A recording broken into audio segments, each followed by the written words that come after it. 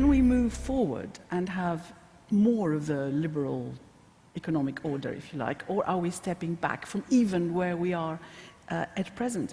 And I think there's been a number of developments. Trump, you mentioned, there's protectionism, which is actually quite serious. There's Brexit, which of course is serious too. And then there is the development of nation states. Isn't it interesting that most of the candidates that are doing well in these countries where we see waves of populism are voicing the same concerns? Yeah. Trade, immigration, rightly or wrongly, and corporate establishment elites. Well, what should U.S. leadership do, and what happens to diminishing U.S. power? The question wasn't what happens when U.S. leadership just quits. And that was really a big change, right? So this idea of turning inward, this idea, Trump has really championed the idea of protectionism and turning away from more of these international institutions. And the question is really, what now? How does that shake things up?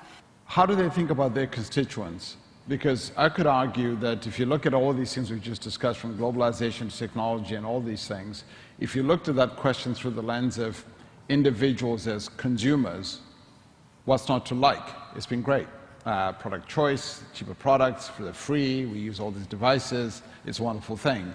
But if you looked at that question through the lens of individuals as workers, that's when it gets complicated. So does that mean that therefore democracies ought to think of their constituencies through the lens of workers, because that's where you see all the tensions, when in fact I think most economies and most policymakers, especially in the center, have always historically made arguments that are very economic, that are very much about national economic growth, GDP and so forth, and often when they defend globalization will speak to it through the lens of consumers and users and so forth, and not as much through the lens of workers.